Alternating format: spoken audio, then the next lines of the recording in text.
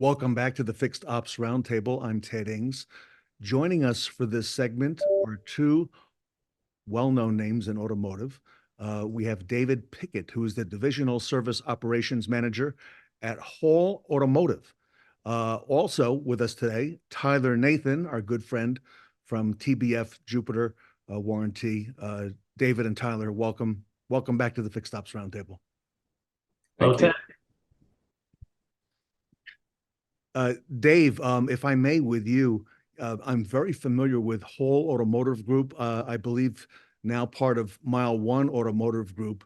Dave, if you don't mind, give us a little bit of the color and background on your group, maybe how many rooftops, franchises, and the lay of the land on that. Okay. So Mile One as a whole is somewhere in the neighborhood of 60 rooftops. I handle 18. Um, I'm sorry, it was 18 when Jupiter took over. It's 11 now, but we're all in the Virginia Beach and Elizabeth City, North Carolina, and we have one store in Huntersville, North Carolina. And what franchises do you represent, if I may, David? We have three in my division. We have three Honda stores, a Chrysler Jeep store, a Mazda store, one Nissan store, one Acura, two Toyotas, a Ford, and a Hyundai. You've been in the business for a while. How did you start out, if I may? I started out in sales in 1984, and I did that for 2 years, and I realized that I was going to starve to death. And I got out of the business and got back in '87 as a service advisor, and I did that for about 18 months. And at that time, Hall Automotive had 8 franchises under one roof, and I took over as service manager at that time. And over the course of, I guess, 15, 20 years, I managed several different ones within Ken's group. And 17 years ago, I took over the fixed ops director job for Mile One in '07. That's when they bought Hall. Okay. And how did you come to meet Tyler Nathan at Jupiter?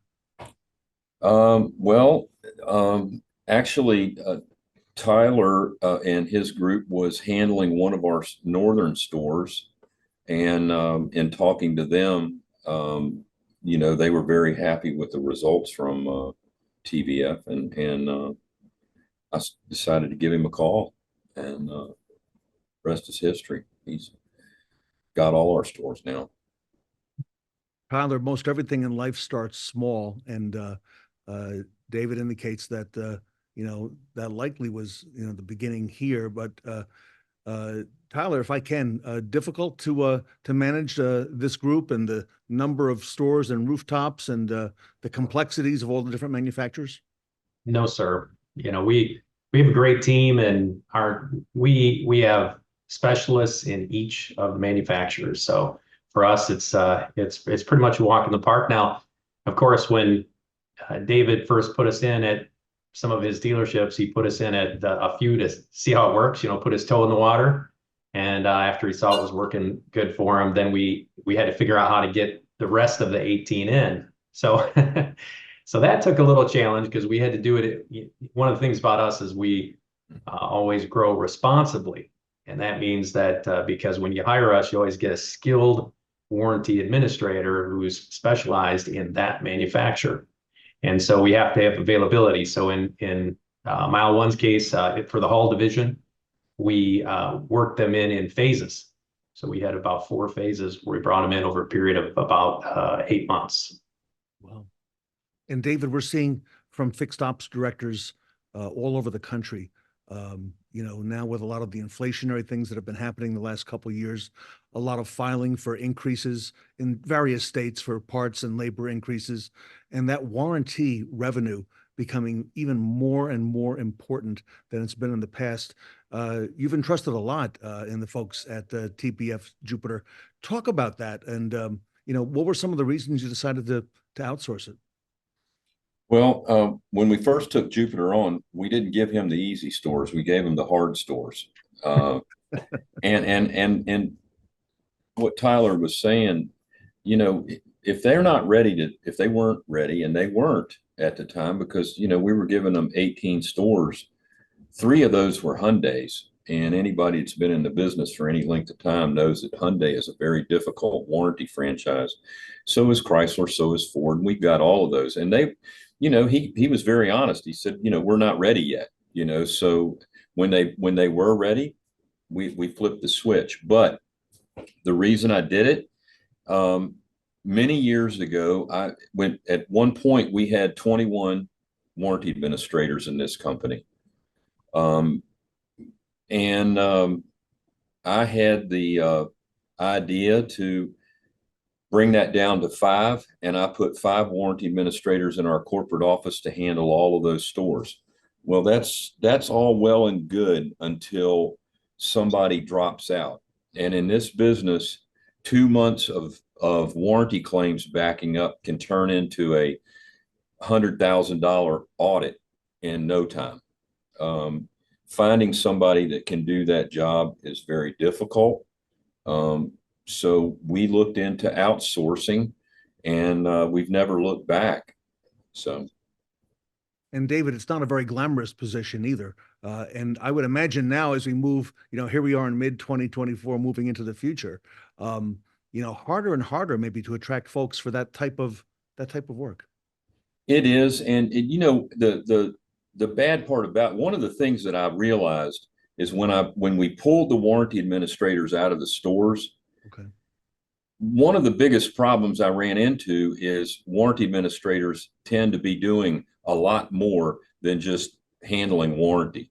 You know, then you get the call that, well, who's going to do my POs, and who's going to do cash clearing, and who's going to do, well, I didn't know they were doing all that, you know. So that's something that you really got to dig into. But getting them out of the store, that was a good move for me. But like I said, I lost a supervisor. I lost somebody that was handling one of my tough franchises.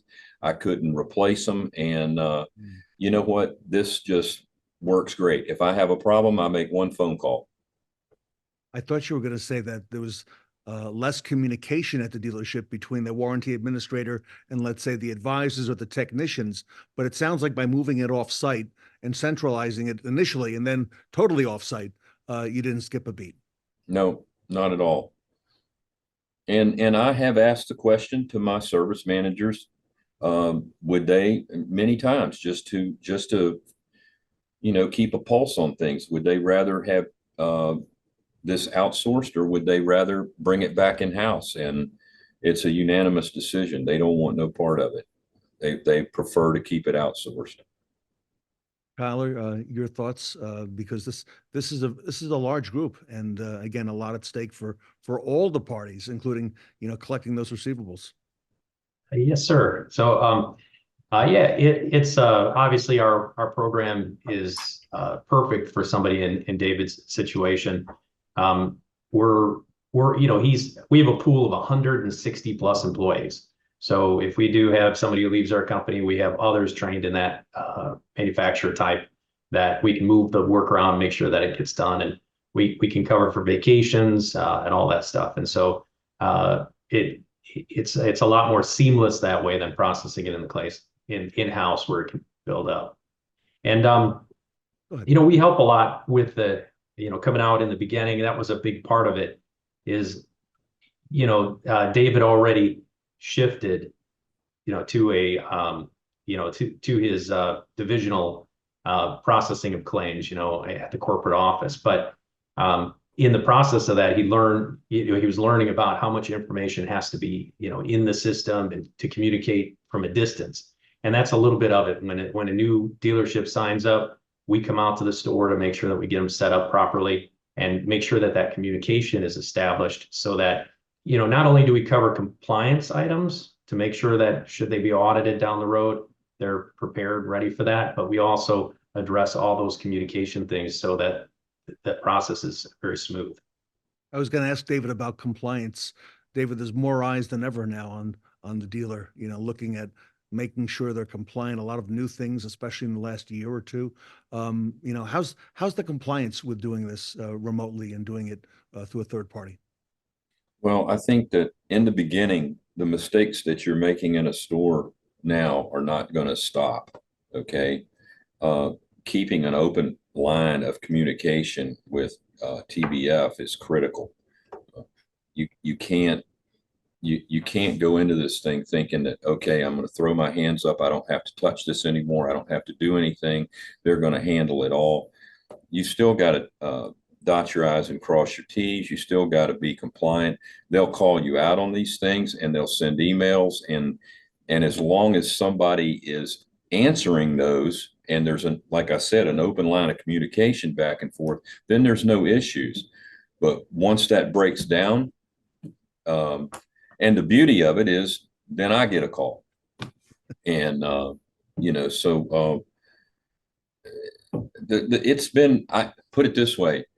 I had audits in the past. I've had write-offs in the past, significant ones. And even when I had it in-house, and I haven't had that since we outsourced it. David, what about timeliness in processing the claims? Because I know, it's not open-ended. You've only got a certain period of time with which to get those claims into the manufacturer. And a lot of times when you have someone on staff, if they call in sick or go on vacation for a week, that gets put off very easily. And like you said, those are receivables. How's that been with the Jupiter Group? We haven't had any issues with that. As a matter of fact, one of the things that in the car business, as you well know, at the end of the pay period and at the end of the month, it's crunch time. I don't know why in this business we can't do things on a daily basis, but it just doesn't work that way. So the first thing that they do when they come in is say, when is your payroll? When do the technicians get paid? And they're staffed up and ready for that. And a perfect example is last Friday was a payroll day and our CDK system went down. And you know how I found out? TBF. We can't process claims. I'm like, well, wait a minute, the day's payroll, so yeah, I mean, it's been a blessing. And Tyler, to David's point, I know technicians like to get paid, okay, and get paid timely. And that's obviously a very, very big reason why maybe even some dealers have been reluctant to want to do something like this. Tyler, speak to us about that and, how you oversee that. Yeah, actually, the program really helps the dealership on several levels. Ted, one of the things is expense. In a dealership, many times flagging the technicians breaks down because the warranty admin is the most skilled at at flagging the tech. The problem, though, is that the warranty admin is a finite person in a dealership, and that person's going to be missing at times. They're going to take vacation, they're going to get sick. And so what happens then is payroll must go on. And so what will frequently happen is the dealership will have to scramble to meet that payroll. And so what they'll do is they'll start shifting the bookings onto the advisors. Once they do that, it's just a matter of time before it shifts to the technicians, because the technicians will end up not trusting the advisors and they're flagging because they're going to vary quite a bit. And so the techs will spend a lot of time pre-looking up all the labor operations, and the dealerships just don't realize how much money that is. I mean, if you slow a tech down just 24 minutes a day looking up labor ops, that translates to 2 hours a week per tech lost. And when you put a number to what that means to you in gross profit, or just in sales rather, in sales figures, you're looking at probably $150,000 a year for 10 techs. If you have a 10 tech shop and you slow them down to 24 minutes, you're looking at about 150 grand a year. So it's just a huge amount of money there. And so the important thing is to free those techs up so they can work on the next vehicles and that they're comfortable, that their times are getting flagged properly. Make sure that the advisors don't have to worry about the warranty lines. They can just flag the customer pay and internal. And then you have a reliable system like ours that's going to come in each day, flag the time, and especially before payroll. So we always track that time, just like Dave was saying. And I have 255 technicians, so that adds up quick. And David, of the 255, and that's an enormous number. I would imagine technicians are not the most eloquent when writing up work that's been performed on the dealership, at the dealership. Speak to us about that, because it's important not only to be compliant, but to, to document everything correctly according to the way the OEM wants it.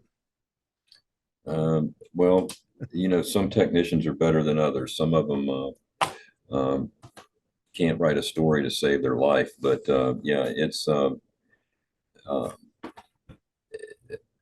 the nice thing about it is sometimes a technician will write up a story and he leaves something out, and it could have been another 2 or 3 tenths for him if he'd have done it correctly. And a lot of times,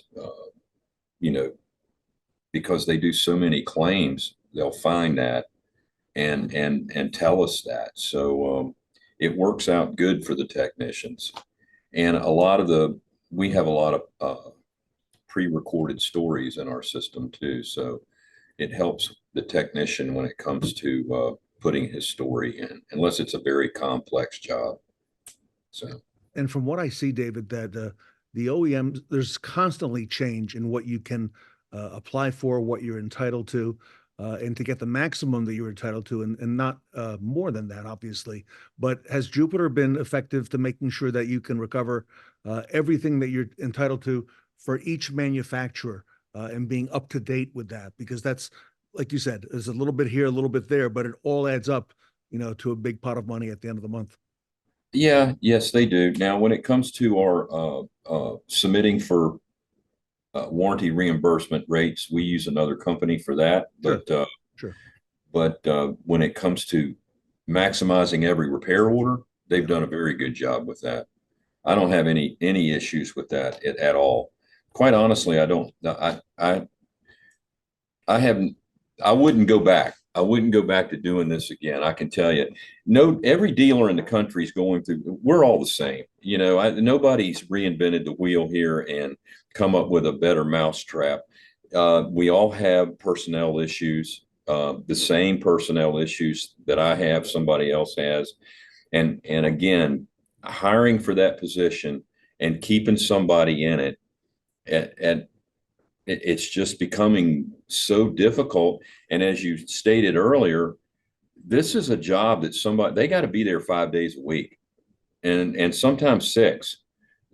I can't have someone that wants to work 3 days a week on this job.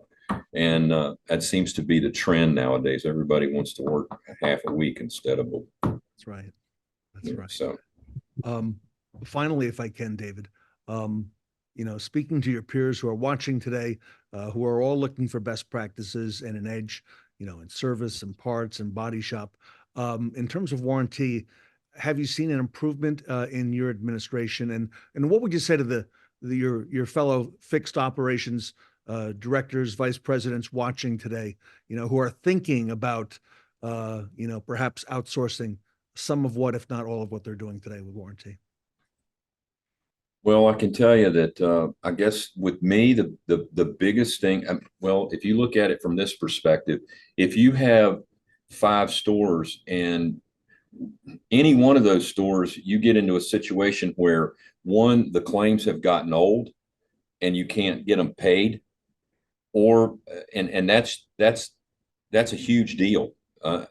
This can turn into, in the course of 2 months, as I stated before, you could have a write-off of $100,000, or you've got a warranty audit that costs you more than that.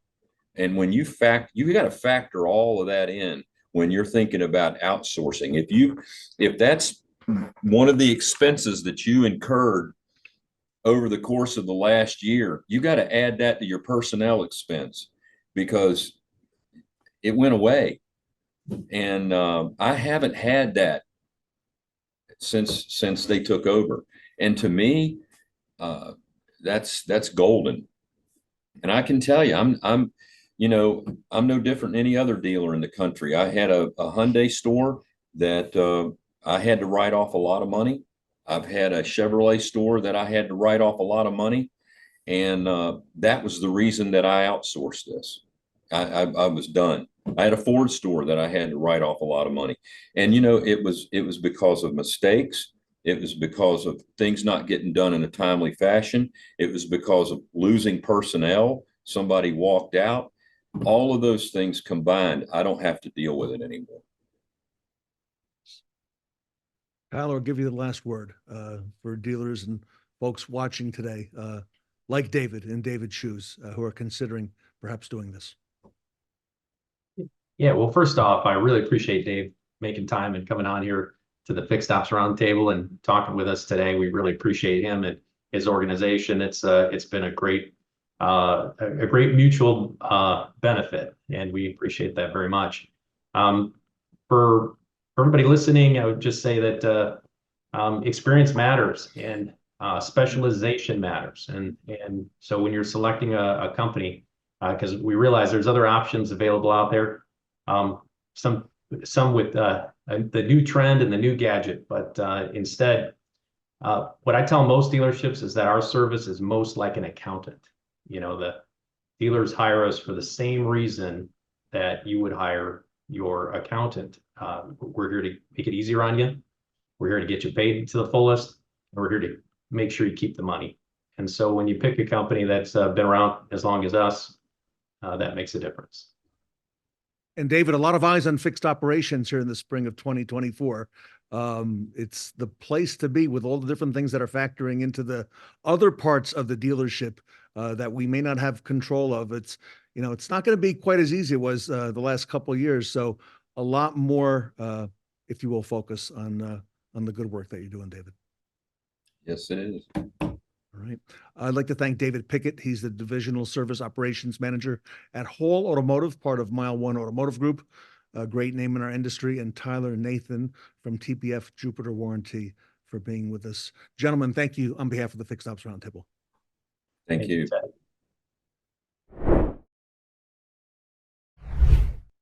Tyler, that was an amazing interview with David Pickett from Hall Automotive. Tell us a little bit how your organization works. Yes, Ted. Our organization is structured in a way that we provide a team support.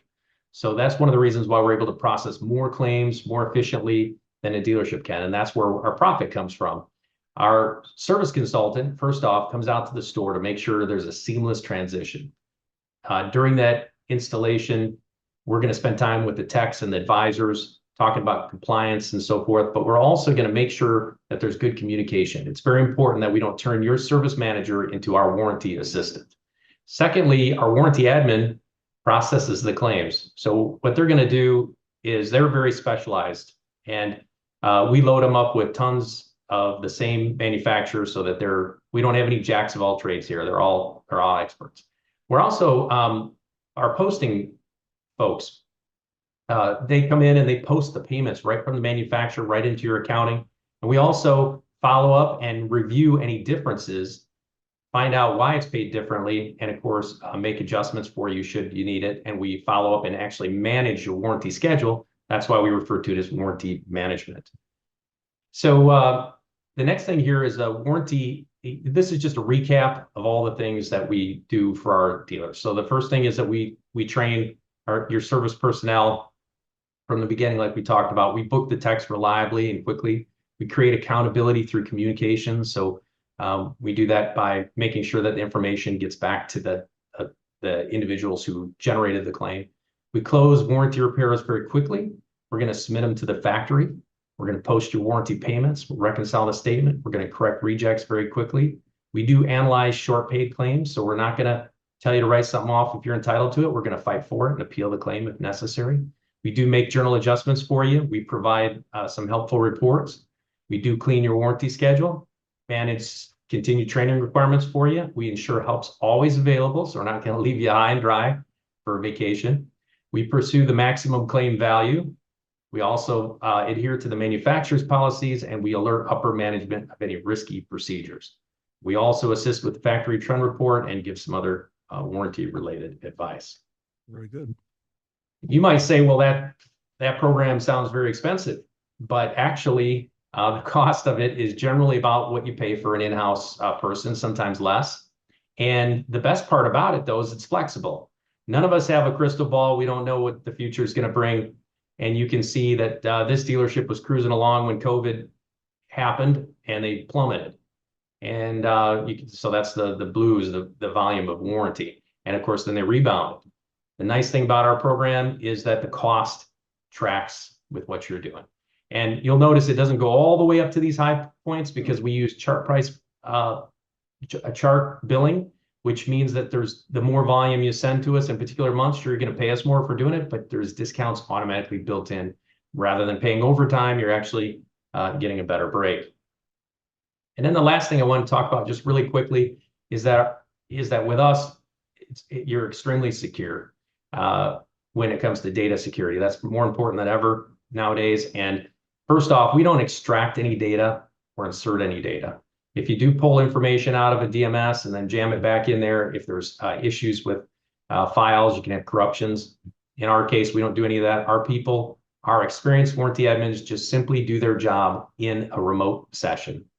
So our agreements also limit our use of data to just processing your claims. We can't do anything else with them, with your data. The FTC and the ITC security guidelines, we follow them. We also provide workstations to all of our team players that are company provided. On those managed PCs, we use cloud-driven AI endpoint detection and response software to make sure that there's no viruses on them. We also, all of our employees sign data security agreements, and we carry insurance of $5 million for data security. And so that's our logo, is that we're beyond warranty administration, we're warranty management. And Tyler, thank you so much on behalf of the Fixed Ops Roundtable.